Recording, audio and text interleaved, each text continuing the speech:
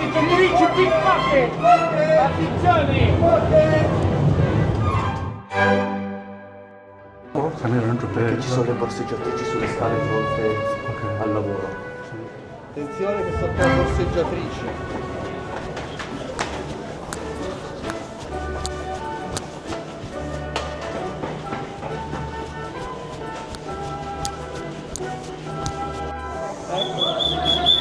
Attenzione, pickpocket! Le abbiamo perse, dove sono? Attenzione! Una squadra numerosa di borseggiatrici. Una pickpocket. 这在西安啊，这肉馅塞在面皮里，那叫肉夹馍。到了意大利，把这肉馅糊在面皮上，那就叫披萨。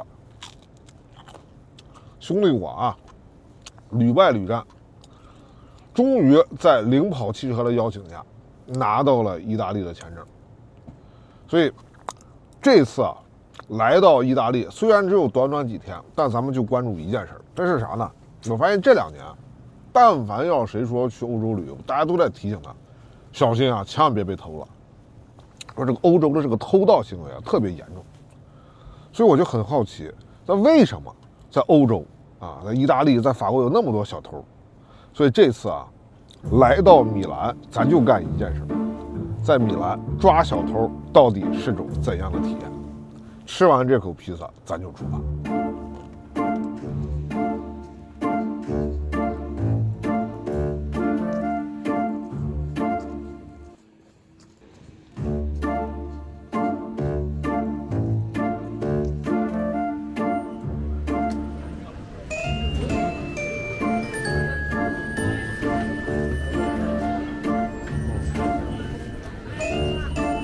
拿着这个，拿着自己的执法记录仪，好家伙！你紧张吗？我又不紧张，又不是抓我。 Noi e un gruppo va di là. Ok, loro se ci sono sedute qua sulle scale a fumare, un gruppo passa di qua e un altro va di là, ok? 从两边，他一边有一波，让应该是看到的。看跟着他们。 Perché a quest'ora dovrebbero essere già dentro, perché come potete vedere queste sono tutte prede facili per le borseggiatrici e anche i borseggiatori, perché non ci sono solo le donne, ci sono anche molti uomini che rubano all'interno della metropolitana.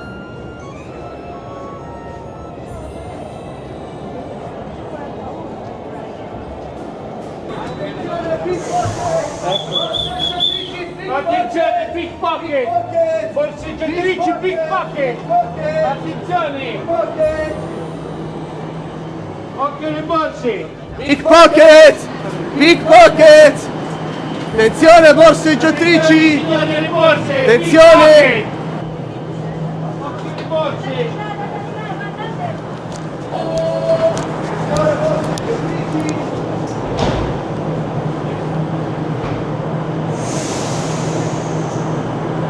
Erano una squadra, erano tantissime erano una squadra di borseggiatrici, pieno, full pickpockets. Era una squadra numerosa di borseggiatrici. 这刚才就是有一群 Saranno 人， stati 差不 5 o 多 6. 5到6个人一群。 那他那么喊，就让大家注意，把他们他只能喊让大家注意，他也没有抓的权利，啊他，就只能提醒大家去做这件事情。 那他喊了之后，那些人就喊散了吗？ Queste ladre adesso sono scappate e vanno nelle fermate successive, quindi le ritroviamo o nelle altre fermate oppure loro ritornano qua. Mi chiamo Mattia Pezzoni, ho iniziato nel 2016 ad avvisare i passeggeri all'interno della metropolitana di fare attenzione alle borseggiatrici e anche ai borseggiatori e ovviamente le segnalo anche alle forze dell'ordine. Ho deciso di fare questo perché vedo che purtroppo la legge non è efficace nei confronti di queste borseggiatrici perché sfruttano la gravidanza e poi perché mi dà fastidio vedere magari una persona anziana, un turista derubato che magari si mette anche a piangere perché non ha il passaporto e soldi per ritornare nel proprio paese. E molte di loro purtroppo sono anche incinta in Italia purtroppo se sei in stato di gravidanza non puoi essere arrestata.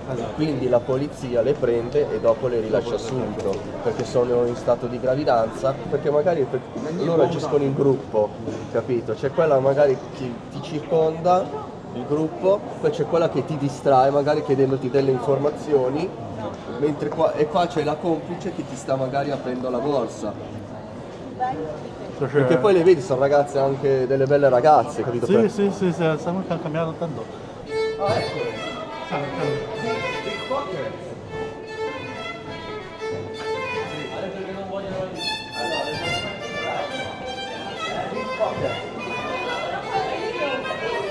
Vedi scappare, Vedi? cosa succede? Vedi a fare questo lavoro, è pericoloso. No, 30 secondi. Avete tutte ragione, però sta male. Scusa, Avete ragione. Sta male. Sta male, avete ragione, però ho capito, però la persona che sta male va sempre rispettata. Vai, infatti. no. Come Infatti. assolutamente no, dai. Loro no. Lo so che fanno quello che fanno, però sta male, dai. Calma. Hai ragione, che tutte le ragioni del mondo, però non inventi. Donato, non fa il video, Donato, non fa il video. Tranquilla, non ti Come agitare. no, un bel video con la borseggiatrice stiamo che scappa e si fa male, è un bel video. Non lanciare le scarpe. Non lanciare le La scarpe. moglie la butto nel cestino. Vai a fare il culo, va. Vai a fare il culo. Donato, non fa il video, puoi chiamare la polizia, chiama la polizia. Commettono reati persone che creano problemi. Purtroppo è un ufficio piccolo, non è un ufficio denunce. Qua diciamo che molte volte se siamo in tanti e noi disturbiamo le borseggiatrici vengono nell'ufficio di polizia a chiedere aiuto, perché noi disturbiamo il loro lavoro. E giustamente la polizia le respinge, gli dice che se ne devono andare via. 就是小偷不想被骚扰。小偷不想被骚扰。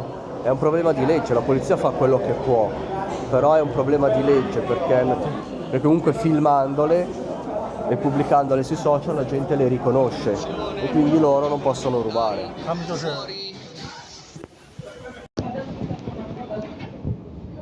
Attenzione borseggiatrici, guardatele, occhio al portafoglio, guardatele bene, pickpocket.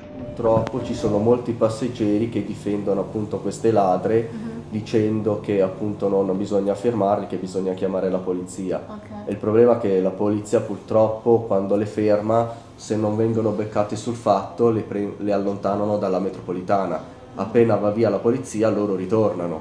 Poi molte anche di queste persone te lo dicono anche in maniera quasi aggressiva di non filmare e quindi molte volte te ne devi andare via se non vuoi essere aggredito nuovamente. 他说的有些人是指小偷吗？ Passeggeri normali, comuni, passeggeri normali non sono rom o quant'altro, sono passeggeri normali che dà fastidio appunto. Che noi filmiamo queste persone che rubano in continuazione all'interno della metropolitana. 像我们这次在米兰啊，我们见到这个带我们去抓小偷这个人，他是麦当劳的点餐的那个麦当劳的工作人员，他业余他专门干这个。然后我就在想，是不是说这个对这个小偷的这种态度，就是要么一个是曝光他啊，因为他这个法律是跟不上的，没有法惩戒他，尤其是说有的小偷是怀孕的。另外一种说一定要保护他啊，他有个人权，这个个人人权。对，这在欧洲这是怎么回事？这我觉得这个就是一个欧洲属于进入到一个后现代社会了。这个后现代社会里边呢，我们讲说会有一些我们在发展国家来讲看着非常奇怪的一些事情，比如说打工的人，人家到点就下班；比如说餐馆的服务员，你说你给他这个双倍的薪酬，他不做，他说我挣点钱够了，那他就走了。越是到这个节假日，对吧？越到周末，这个越是赚钱的时候，他不赚。他说这个我追求的是生活。你包括来讲，就说这个所谓的人权的问题，那他们来讲呢，个人的自由是没有限制。作为这个发展到一定程度的国家来讲呢，它会出现一些我们讲说，我们看着反社会的一些现象，啊，比如说要求大麻合法化呀，啊，我们讲说这种各种的这种啊自由的这种无限制啊，那这个其实我们也很难理解，对吧？啊，当然这个欧洲就到了现在这个阶段，它确实发达了，但同时呢，其实也反映出欧洲社会呢，其实有点，我们讲说不能说堕落吧，就是欧洲社会开始止步不前了。经常会有人这么讲说，欧洲是一个发达国家，但是也是呢，就是按照英文来讲，就是已经发展完了的，大家没有向前的动力啊，也没有这种追求，比如说更好的一些东西的欲望。所以呢，你看到欧洲呢，就是有人在吃老本儿。啊，这些东西都反映出来，就像你刚才说的，小偷都会有这种那么强的人权，对吧？为什么说？那我们再来看说，那你都侵犯别人的人权了，你对吧？那先处理这个问题，那这个观念是不一样的啊。所以有的时候按我们发展中国家的一些理解去看它，其实我觉得双非是处在不同的一个位差的。我觉得这里边啊就有，Sì, portafoglio rubato. Portafoglio rubato. Pulito. 空空的。No document, no passport. 所以啊，这小伙伴们啊，你们在意大利啊，要是被偷了，你看了吗？你就是怀疑，大概回忆一下自己大概是在哪被偷的，回来这个垃圾桶啊，这个消防栓里面找找，没准能把你的那个钱包啊，还有那个证件找着啊。Questi hanno fatto piazza. No documenti. No documenti, hanno fatto tutto. 这包还不错了。Non è di marca。哎，然后这个意大利原来也有这么多小偷吗？什么时候变成这样的？ No, diciamo che ci sono sempre stati le borseggiatrici all'interno della metropolitana. Quando è iniziato io nel 2016 c'erano anche altri gruppi di nordafricani che poi sono spariti, non si sa che fine abbiano fatto, e sono arrivati sudamericani a rubare all'interno della metropolitana, che sono molto più pericolosi e più organizzati delle borseggiatrici. Non solo nei borseggi, furti, rapine, violenze sessuali anche, e sicuramente questi immigrati irregolari creano problemi, sì, sicuramente. 这难民的来源呢，其实是里边背景很复杂的。第一个呢，首先是确实欧洲最近周围都不太平啊，中东、北非，对吧？啊，包括甚至这个乌克兰，对吧？你都看到各种各样的地区地缘政治冲突在这，这些大量的难民往欧洲跑。啊，你可能有的人是通过合法渠道来的，很多人都是通过非法渠道来的。其实像意大利这种的，本来它从北非到意大利就是传统的，我们讲说人口走私或者是非法移民入境的一个传统渠道，这是经典路线啊，这是经典路线。虽然说呢，这个欧洲呢也在加强这个边境管控，啊，非法移民的数量在一定程度上有一些时间内是得到这个控制或者相对减少的，但是它屡禁不绝，只要周围还在乱。你欧洲就很难刨掉这个非法移民的那种大量的涌入，这是一个问题。第二个问题呢，就是还是一个就是说，我们讲说这个移民来了以后，那你怎么安置啊？你像意大利的财政负担都是有名的，对吧？政府债务和这个赤字都是超标的，严重超标的。国家呢，其实并没有多少能力去很好的安置这些难民。那么还有呢，就是说，你不管怎么讲，现在经济社会不好，这大量的难民来了以后，一定会侵占本土居民原来的我们讲说社会资源。Around 1,000 people have protested in Rome against giving citizenship to the children of migrants. 啊，无论是福利的、就业的，对吧？包括公共的一些生活的一些资源，它都会挤占。所以呢，双方之间的矛盾和冲突是很激烈的。而这些人呢，外来的人呢，他也要生存下去，对吧？他也要活下去啊。他找不到工作，很多人就铤而走险。第三个呢，就是欧洲人呢，总体来讲是人口老龄化的。为什么他一直开这个口子，对吧？就一直还是不停地接纳一些外来的人来，就是老龄化社会的一个必然的一个选择。我一方面需要人来，但是呢，我可能不需要这些人来，但这个选择是很难做的，不是说你想让谁来就可以来的。而且呢，你别忘了，欧洲人还有一个骨子里的一个东西。欧洲人讲自己的什么所谓的西方的人生价值观嘛，对吧？我们要普世价值，对吧？我还是这个要有这个人道主义精神的啊，还讲他那套东西啊，那也是他用来立排放的一个手段，对吧？证明我欧洲还是有自己的价值观的吸引力的。就是他其实是既需要他来，但又不想他乱来。对这个问题呢，其实不光意大利这样，你看全欧洲都这样的啊，全欧洲都面临这么一个问题，甚至不光是违法犯罪，还有一些民族宗教冲突啊。毕竟是外来的很多都是穆斯林，对吧？当地呢又是以这个白人为主的这种基督教文化为主的一种社会，他们的这个价值观其实是存在很大的不同的啊。那么这样长久以来呢，很多的一些我们讲说属于社会矛盾，比如说关于福利的问题，对吧？关于就业的问题啊，那么就变成了上升到民族宗教矛盾了啊，他就把它上升到一个维度，甚至一场种族冲突啊，说你们是对外来移民的怎么样，那边呢就变成了极右的这种反移民，对吧？甚至说变成民粹主义，所以呢，这个简单的社会问题就被政治化，那就变得更复杂。L'integrazione in questo paese ha fallito. Non è che puoi far venire, non c'è il lavoro neanche per i cittadini italiani, non è che puoi far venire tutta l'Africa qui che non c'è neanche il posto dove metterli. E la maggior parte giustamente vanno a delinquere, che è una cosa sbagliatissima.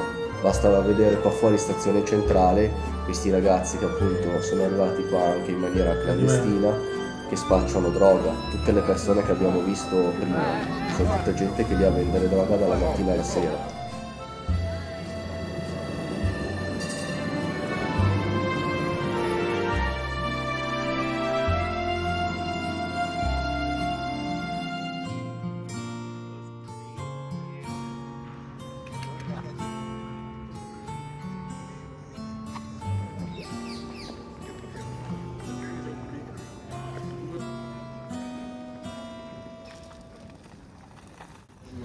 You see the picture?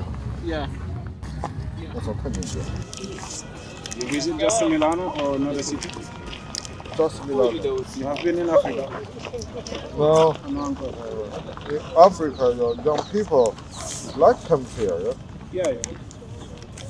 Who teach you Painting. picture? For myself. I do it when I have like 11 or 10 years. Okay. You're popular here. No, no more popular. Because I don't like more celebrity. No, just simple life. Okay. Because celebrity is many problems. Illegal immigrants. Yeah. Yeah. They told me it's very popular in Africa, young people to become illegal immigrants to Europe. Yeah. Yeah, sometimes. But more people come here to have the visa. Come here for visit. You are illegal, so No, I have- you stay here for how many years you can get the civilization? Like 5 years. sometimes depend. Some people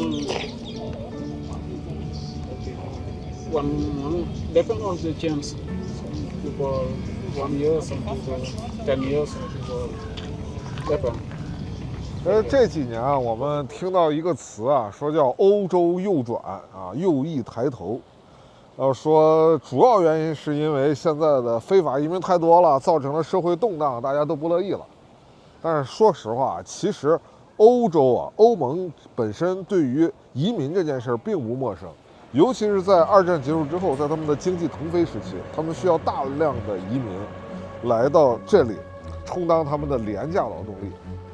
但是在那个时候呢，周边这些国家的移民是有人管的，这包括这个卡扎菲啊。卡扎菲在任的时候，跟欧洲一个非常重要的谈判筹码就是我能给你提供多少廉价劳动力，以及我能控制多少非法移民。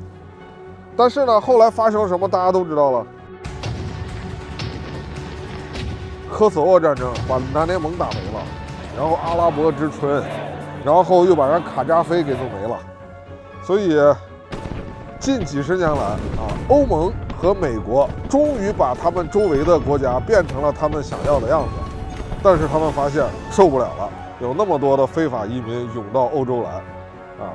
然后另外一点呢，就是这几十年啊，欧盟跟着美国经历了很多金融危机啊、债务危机啊，它到最后呢，最起码最近这20-30年来，大家的生活一直是在下降的。所以啊，这个看完了这个小偷啊，现在呢，我带你们去个地方，它是哪呢？就是在这个米兰啊，它有一个说开了有100多年的这么一个慈善组织，专门来给大家发这个饭啥的。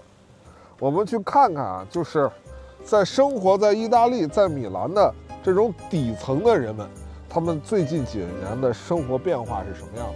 现在出发。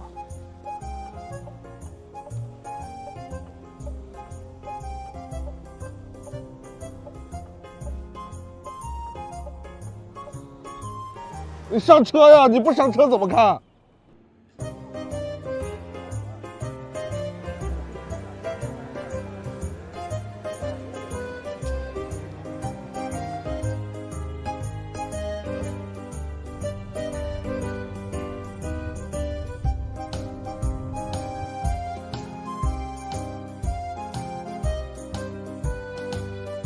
我们在米兰市区啊，找到了这样一个地方，看到这面墙没有啊？就是画了2个手，然后给面包的这么一个样子。就这个组织的名字呢，直译过来就叫领面包。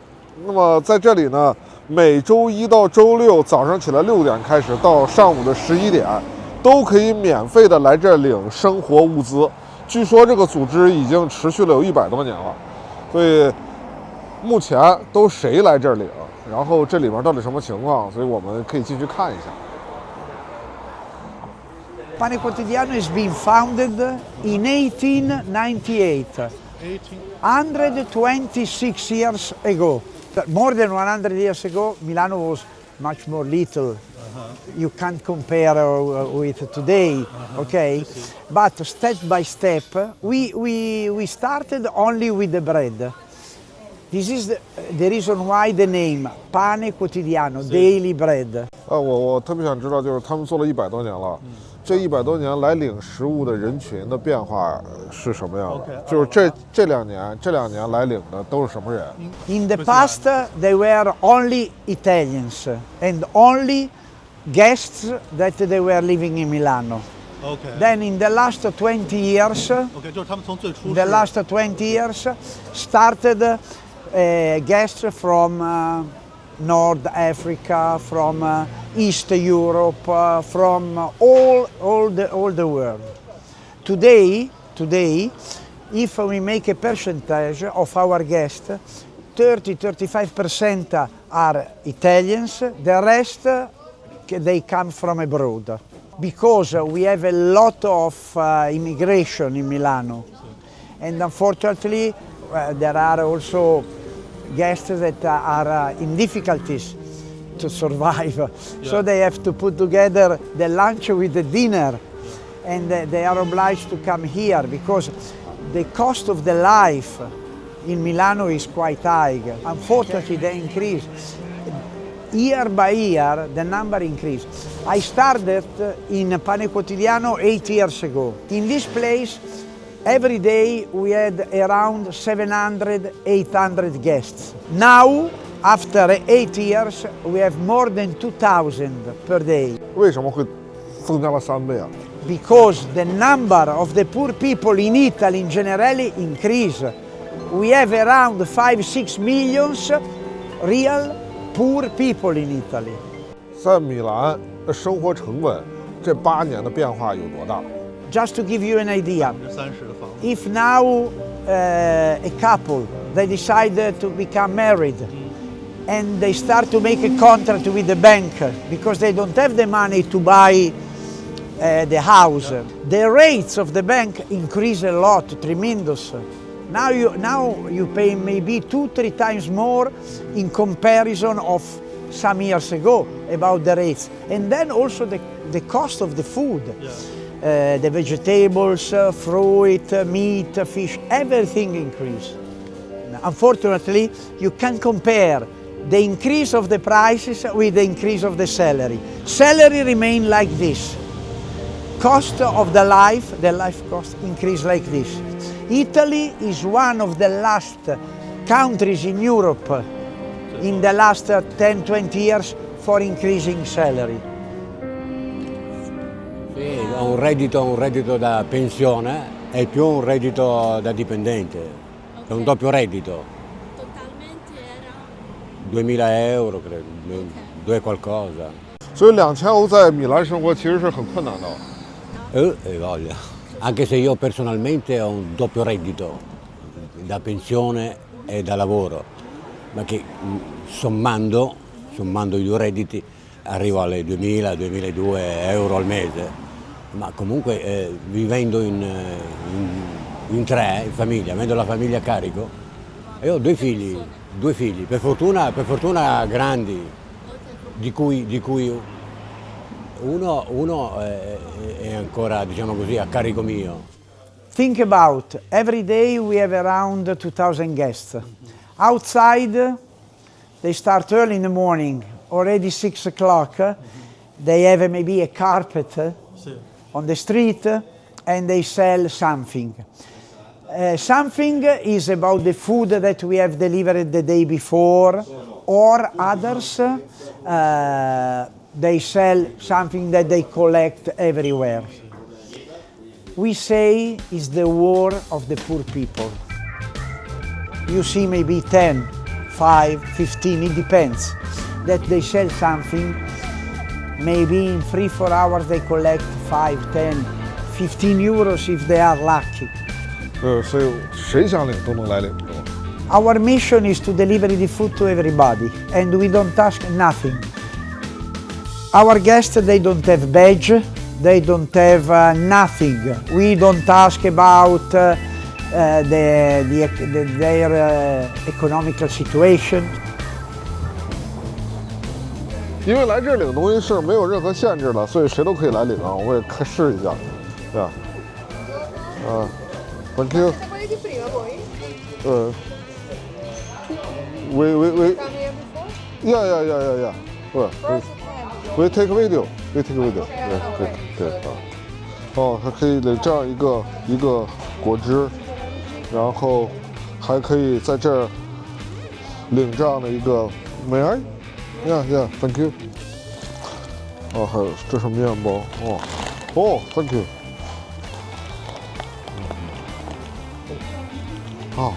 好，还给个袋子，天哪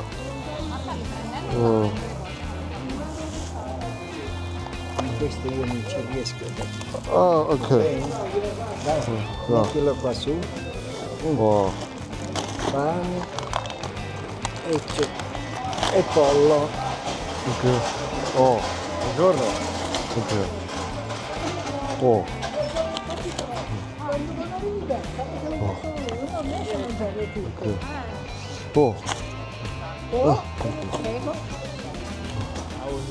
OK， 好家伙，这一兜，这一大兜是一天的。这啥？这是拉带、淋到，这是巧克力啊。然后这是啥呀？这是糖啊，这是糖，给了1、2、3、4、5、6、7、8，给了12包糖。这上面看不太懂了，但是这是像果蛋皮一样的。给了个菠萝，2盒酸奶，6包火腿，然后1瓶果汁，这个是11月9号，这是明天到期的，1瓶蔓越莓跟苹果汁啊。哇，这东西有点多，还有这个，这是12月7号到期的提拉米苏是2盒，还有这一袋子面包，是这样的，就是整整一袋子。像在这儿呢，是每天来这儿的人都可以领到这么一兜子，就甭管你是谁，你来了就能领啊。但是据说来这儿领的这个人现在是越来越多。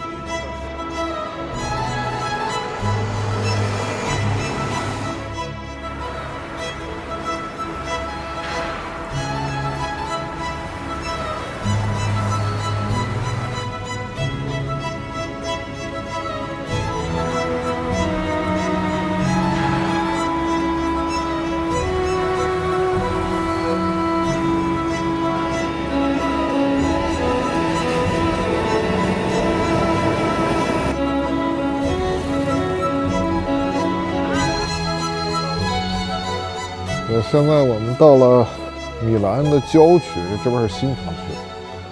然后我们找了一对夫妇，他们的收入水平基本上算是当地的中产啊。我们去看看，那在意大利这中产的生活是什么样的。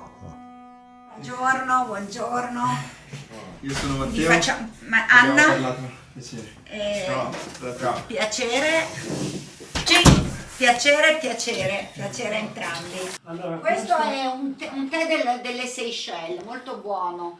Ricorda il tè di Ceylon. Tea from Seychelles. Okay. 3 years ago. Sit down, I go to get some chairs. Vai.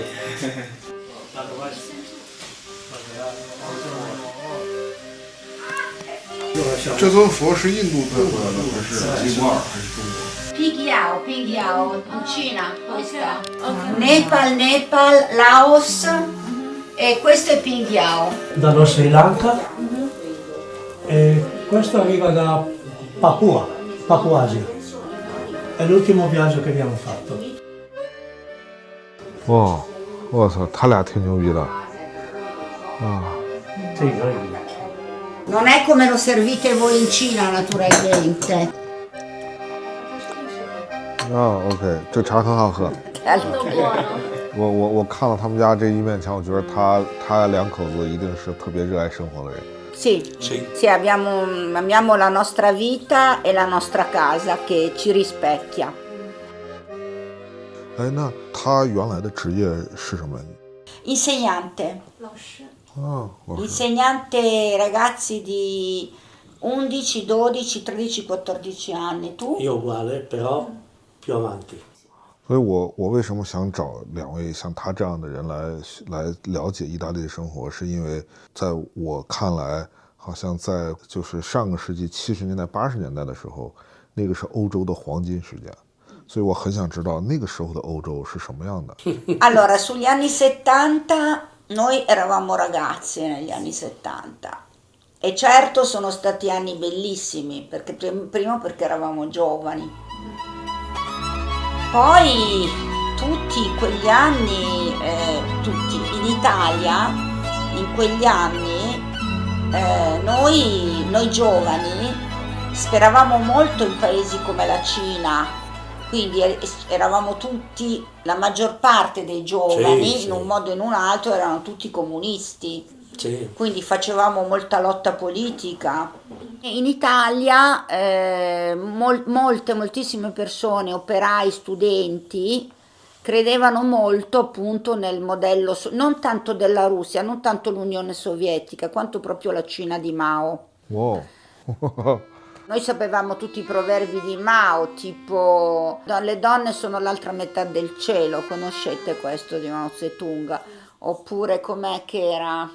Adesso non me li ricordo. Ah, la rivoluzione non è un pranzo di gala, questo pure lo diceva Mao. Questo l'abbiamo comprato in Cina. In Cina per ricordare. Ecco, tra l'altro volevo capire. Stiamo creando. Questo lo conosciamo, però la data. 1968. 对，1968。Allora. Periodo del boom economico. Si stava bene, cioè lei con uno stipendio in quegli anni viveva e in più si riusciva a risparmiare qualcosa. Oggi in generale risparmiare qualcosa è qualche cosa, è un'utopia. Sono cominciati gli anni 80, gli anni 80 non so nemmeno come te li devo definire, anni di molta ricchezza, ma non è che la felicità è la ricchezza. Si era rotta quella solidarietà. Ecco, bravo. Tutti si sono concentrati su se stessi, esatto. Sui loro bisogni, diventare più ricchi, fare soldi, cioè tristi, discoteche, droghe, cocaina, giocare in borsa, fare molti soldi molto velocemente. Noi che eravamo ragazzi negli anni 70 non ce ne fregava niente. Era la scalata al successo. Bravo, questo. Successo è una parola quasi era, come diceva lui prima, per noi era stato importante la solidarietà. 所以他作为老师，会不会看到自己的学生接触毒品，对于他来讲是不是会很痛心？ Sì, abbiamo cercato di aiutarli in tutti i modi possibili. Ad esempio una mia ex alunna che era una ragazza molto a rischio, adesso è definitivamente a 24 anni definitivamente in galera, in prigione. Ma la cosa più triste è che ha messo al mondo l'anno scorso una bambina, siccome lei usava l'eroina durante la gravidanza, la bambina è nata con crisi di astinenza e soprattutto, sempre per via dell'uso dell'eroina, non ha sviluppato il riflesso della deglutizione, di inghiottire, per cui adesso ha 2 anni e la nutrono con un sondino nella pancia, così. Lei l'ha abbandonata, adesso la bambina è in un istituto e lei è in galera. È un caso. Un caso, però un caso abbastanza, quello più grave. Magari non è neanche quello isolato, a livello quello più grave dico anche di Europa, non d'Italia di sé, però insomma. 对，然后我还想这个问一下，就是，他喜欢我，就是他们说80年代意大利开始变成这样，是不是？据我所知，在80年代的时候，里根和撒切尔的新自由主义经济开始这个流行。那么，是不是意大利也采用了新自由主义经济的方式，缩小政府的权限，然后来放宽经济，所以才带来了这样的变化？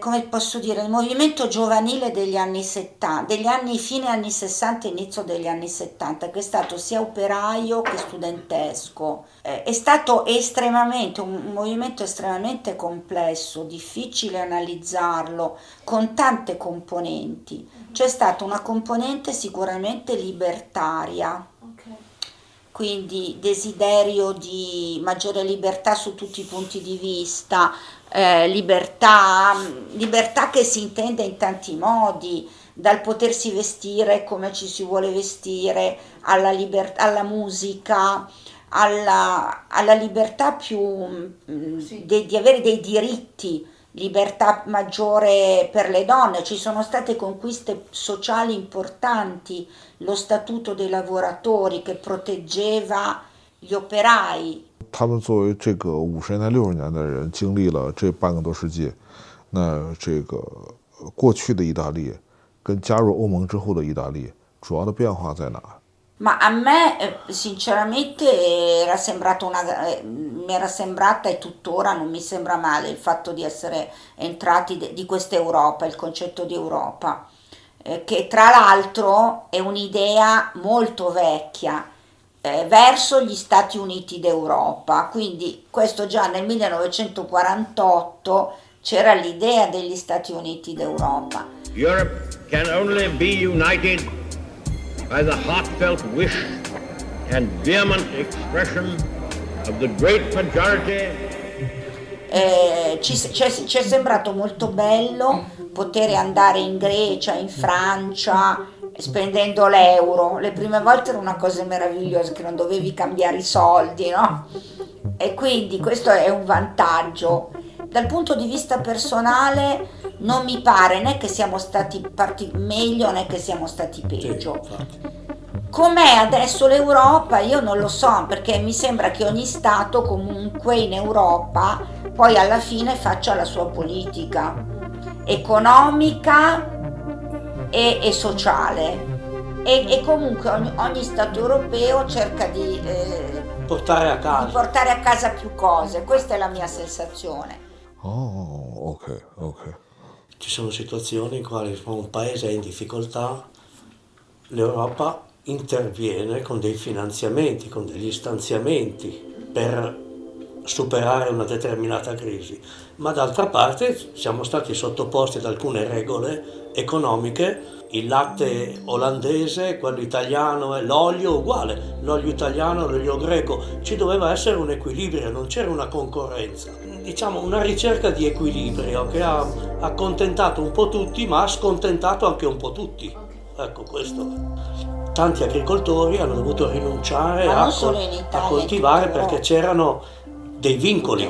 对，所以我也会很奇怪，就好像感觉欧盟联合之后，可能就是对于过去制造业比较强的国家，可能是有好处的，但是对于其他国家来讲的话，尤其是对于意大利，可能它就是没有那么多的好处，尤其是现在匈牙利和罗马尼亚这样的国家也加入了欧盟之后，Sì, sì, è vero. Sì. Today, for the first time, the Commission is obliged to request a euro area country to revise its draft budgetary plan. We have adopted an opinion giving Italy a maximum of 3 weeks to provide a revised draft budgetary plan for 2019. No, excuse me. No, excuse me. Who are you? Who are you? He's shit. Deve. Europa unita per che cosa? Cioè, ogni paese europeo parla una propria lingua, ogni paese va per conto suo. Chi è quello che riceve di più? Le banche, credo. Banche, l'elite. Non di sicuro l'operaio. 我们这次见到的，反正我见到的意大利人，没有一个说加入欧盟好的啊。这个他们好像还从一个原来是挺穷的国家，现在变成了更穷的国家，就是事实上更穷。但是呢，因为东欧加入之后，他们好像看起来没那么穷那种。对，你这个感觉确实是对的啊。为什么说呢？就是说，我们都讲说现在欧洲遇到的一些问题，除了这些国家本身固有的一些，比方说结构性的矛盾以外啊，那么很大程度上跟欧洲一体化也有直接关系。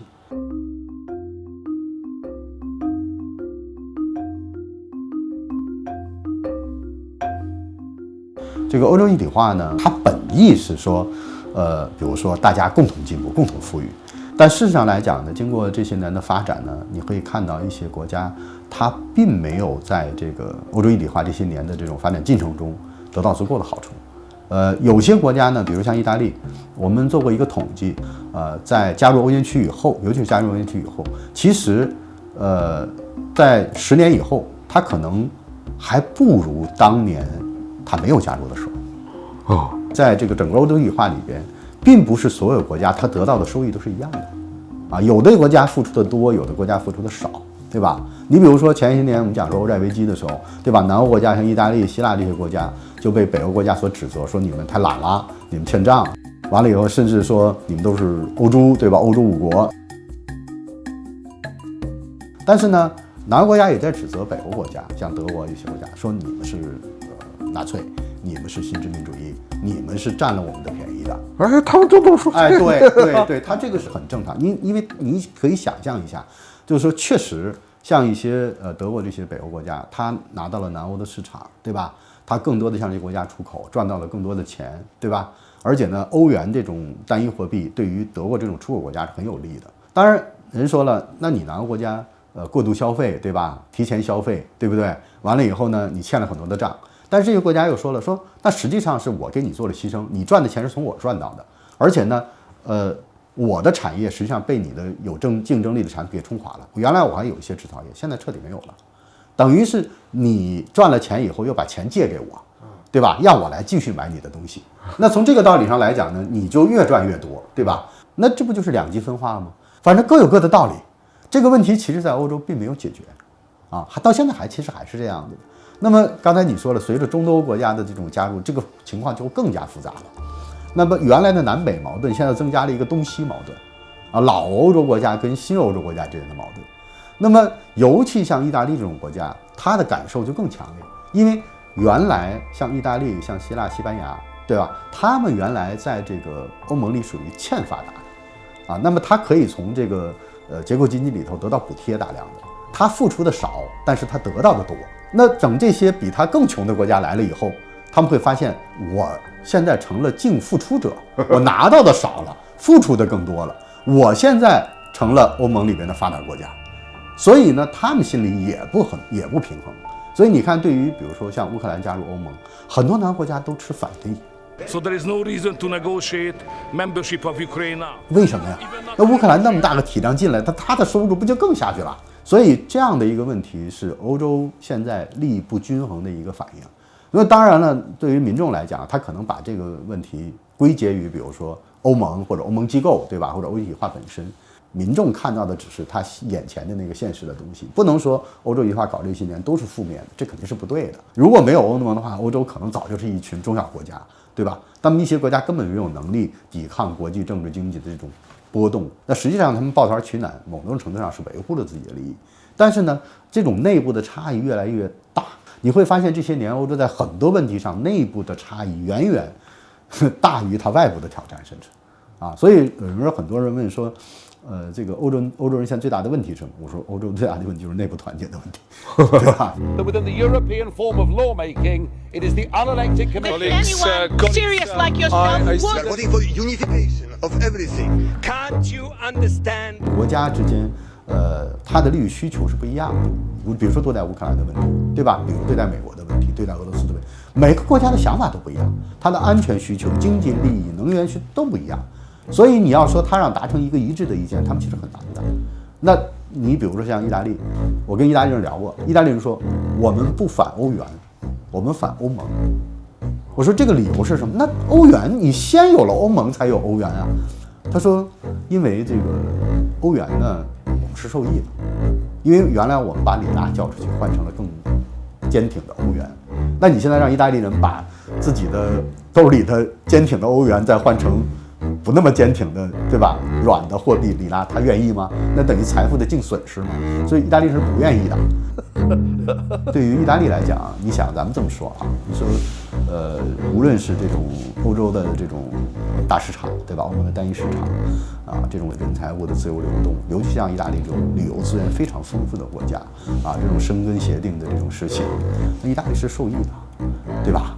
而且呢，这些年呢，意大利，尤其意大利南部，从这个农业为主嘛，他们从欧洲的农业基金里面拿了不少的补贴了意大利的农民，不能说意大利是不受益的，所以他们从来不反欧元，但是他们反对布鲁塞尔的那官僚机构，他们尤其反对德国主导下的，就是北欧国家主导下的欧盟，他们的利益是受损的，他们是被剥削的，当然这种情绪，尤其在之前一段欧债危机那段时间，北方国家主导，像德国他们主导要求财政紧缩，对吧？要求这些南方国家改革的时候，他们意见是很大的。我还是讲那话，就是说，它受益群体不是那么均匀的，也就是说，有人是得益的，有人的利益是受损的，尤其你可以现在讲说，把这个中东欧扩进来以后，那么这样的一个对它的本土的制造业来讲，尤其那些中小企业的手工制造业来讲，它这个冲击是非常大的。所以欧洲它现在确实出现这个叫制造业空心化的问题。这个制造业空心化呢，其实也不光是欧洲，其实整个西方国家都出现这样的一个问题，就是你经济发展到一定程度以后呢，你的产业呢就必然是往高端走的，对吧？那么一些所谓的跨国公司，它却要追求它的资本利益最大化的，追求更低的生产成本，对吧？最大的这种盈利空间，所以。这也是当年经济全球化这些发达国家他们是主力，他们去推的，尤其是跨公司们、大的资本集团，他去推这个东西。所以呢，当然，一方面导致他们赚的钱越来越多，但是本土的这些产业转走了以后，那他那些就业就解决不了。那么就业解决不了了以后呢，它失业率上升，就会带来政府的财政支出，比如说社会福利啊、保险啊这些什么失业啊这些救济，它就会增加成本。那么越成本增加，政府可支配的收入就会更少。那么反过来去投资当地的社会经济的这种钱就会更少，教育啊等等。那么这样的话就会形成一个恶性循环，就是钱越少，你就越投资不了未来。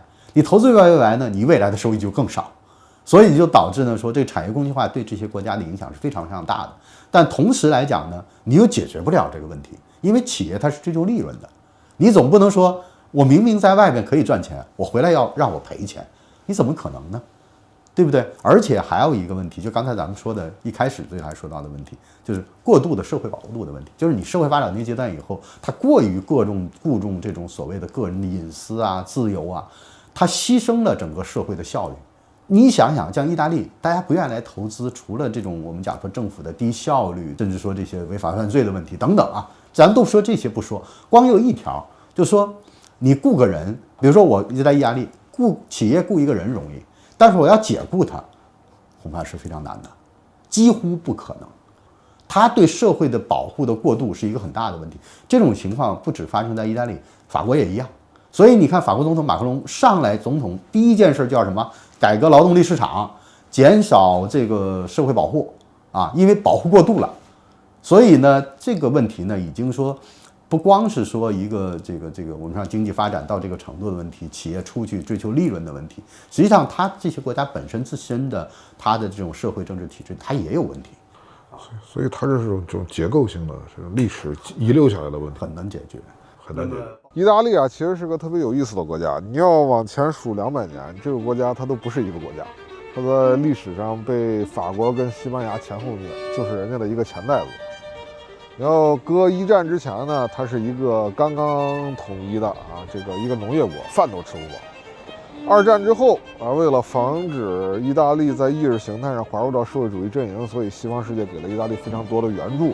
那么很快，意大利就迎来了50、60年代的经济奇迹时期啊，这个经济腾飞，然后就成了整个欧洲的一个很强的工业国。那在冷战时期的时候呢，那么西方世界标榜的西方的完美生活是什么样呢？就是高工资啊，然后高福利，然后非常丰富的物质生活。但是很快就发现，哎，这样的高福利，它的政府是支撑不住的。于是呢，就又开始了新自由主义经济，然后是全球化啊，然后是各种各样的危机啊。当然，我们中国是全球化的受益者，我们不是说全球化不好，而是说在小政府啊，新自由主义经济主张的小政府之下的全球化，它注定会带来贫富差距。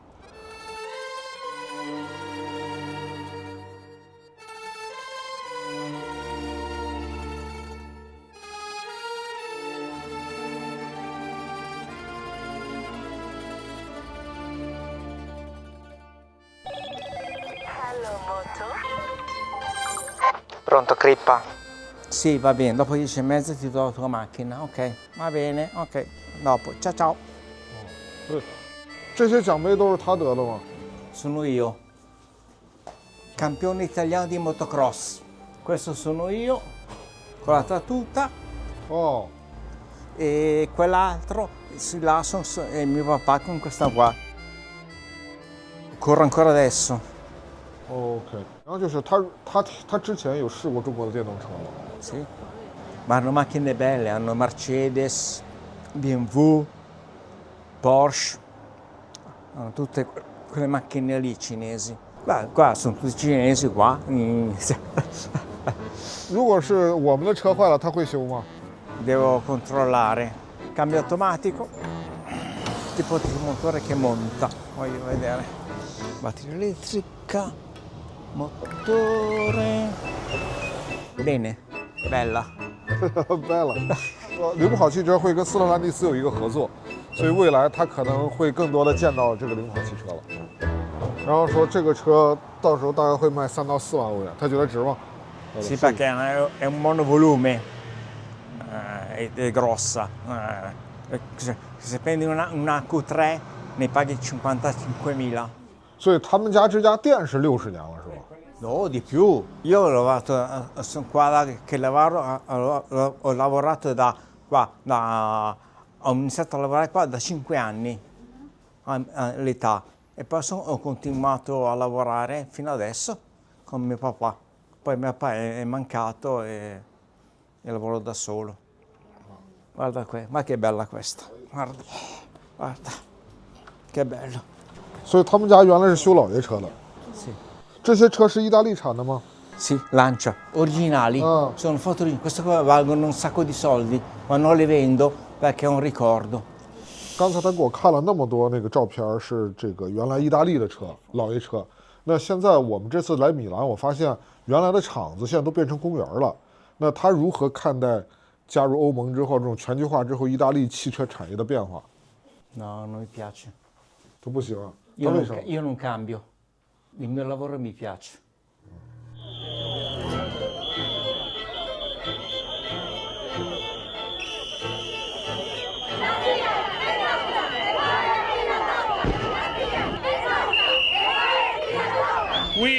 are on strike because Fiat in Termini Imerese want to shut down the plant, and if the plant will be closed, we are here in is a disaster for us because we have an opportunity to have another job.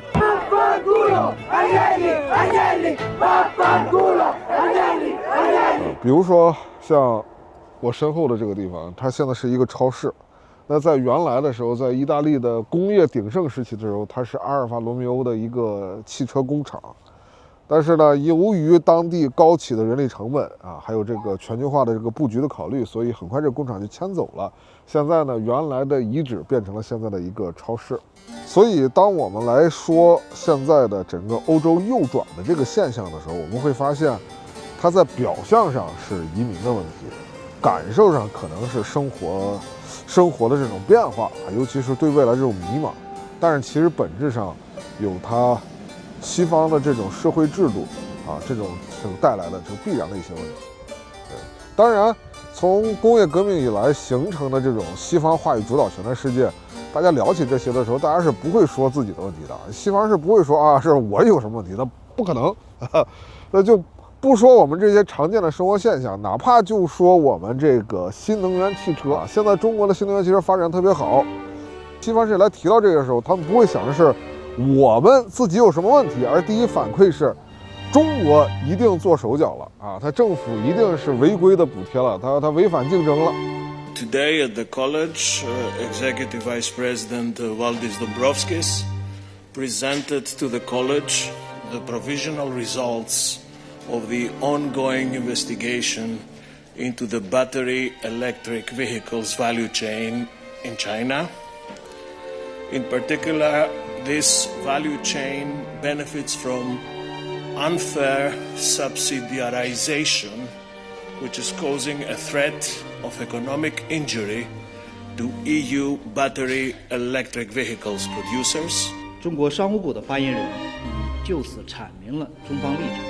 我想强调的是，在没有业界申请的情况下，欧盟机构执意对中国的电动汽车进行反补贴调查，并加征高额关税，是典型的贸易保护主义行为。实际你查一下新闻就知道了，不管是美国还是欧洲各国，其实对自己的新能源汽车都有产业的税收上的优惠。完了之后，你要买了新能源车，你个人的所得税上也有优惠，其实都一样。但是这事儿说到中国的时候，那就是中国的错，所以就非常的可笑啊。其实这个电动汽车这事儿呢，其实并不是像表现的那么简单，就是我们只是把它简单归宗于，比如说欧洲的这种经济保护主义啊，它里面的东西很复杂。首先第一个，欧洲呢，它在这个事情上，并不是欧盟里的所有的成员国都是一致意见反对或者是赞同的，它分化的其实很厉害。一部分是反对的，像德国这样的，你像法国、意大利赞同的，啊，还有一些靠边看热闹的，甚至像西班牙原来是这个赞同的，突然这个首相来了一趟回去，他就保持中立了。你可以分成几类，比如说有产业的、有汽车产业或者有新能源产业的人，或者他们在这个领域比较强的，那他们会有，比如说更倾向于合作。那些呢有这些产业，但是这些产业受到中国新能源汽车冲击的比较大的，那他会倾向于支持这种反补贴税。那但是还有一些呢，可能我既没有汽车产业，甚至我也不是市场的，那我可能就看热闹。所以每家他的想法其实都是不一样的。就是说你不能说，哎呀，欧盟对我们征税了，反映出了欧盟的这个什么啊一致行动。我恰恰说明了欧盟的利益差异太大了里面，而且这里边各家的竞争很激烈，实际上，啊，这是一个问题。第二个问题呢，就是说这个电动汽车这个事情呢，它涉及到方方面面，它不光是一个汽车产业的问题，它本身还涉及到一个新能源的问题，所谓的绿色产业的问题。因为大家都知道，这个汽车产业本身是传统产业，甚至有人讲说未来是夕阳产业，对吧？但实际上来讲呢，大家更看重的是绿色产业，绿色产业是前沿产业，那可能涉及到下一个世纪的工业革命的问题，对吧？谁能站在前面的问题，它既是标准，也是规则，也是权利，也是利益。就大家争的东西，并不是那么简单的，就是一个电动汽车的问题。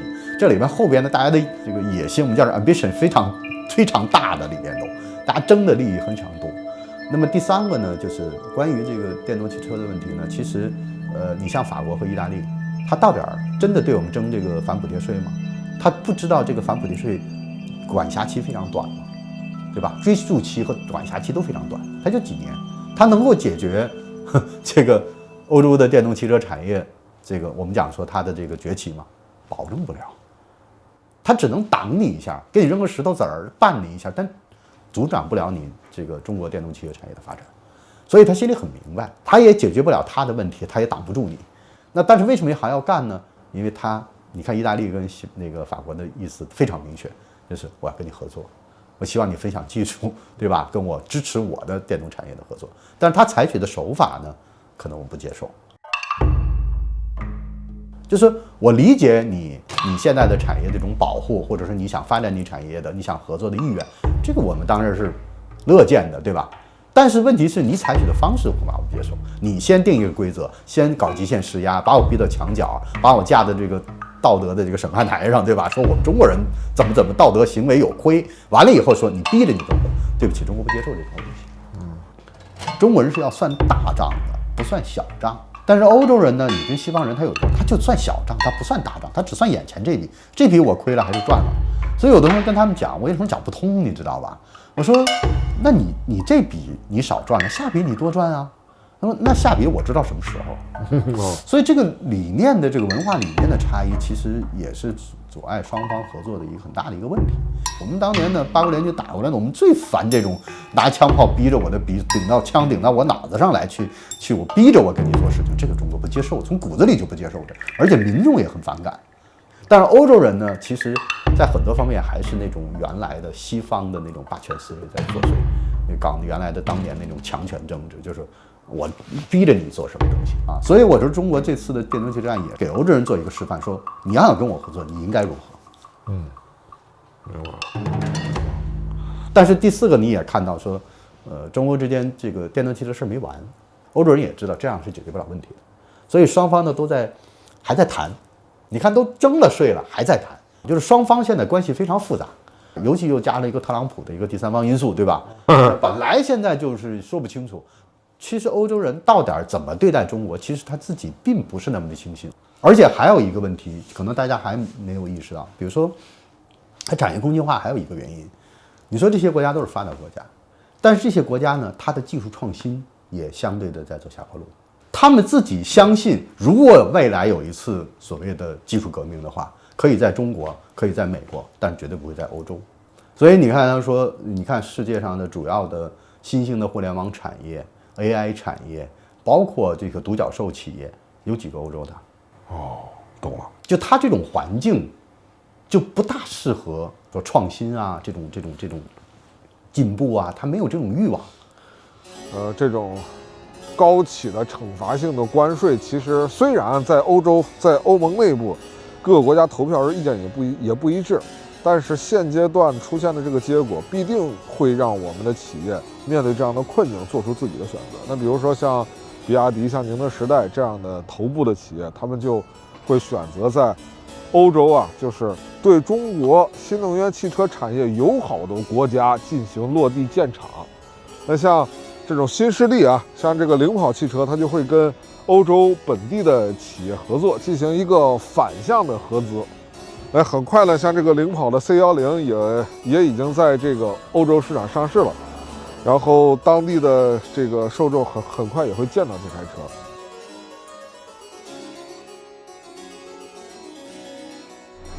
Comfortable? Very. 我喜欢，那边去会大的。是中国的新能源牌照啊。对。所以，我觉得只能说是办法永远会比困难多，但是说到最后，还是要我们自己啊，要用这个发展才是硬道理。只有自己足够强，才可以真的突破原有的话语体系，会让这些西方人他学会实事求是。所以我们这一集的节目就到这儿了，特别感谢领跑汽车可以解决我的申根签证问题。其实这一集说的都是皮毛啊，这个后面我还能再拿着申根签证啊，我们回到意大利来给大家详细讲讲什么这个欧洲的这些问题啊，各种啊，对，所以这就这样了啊，拜拜。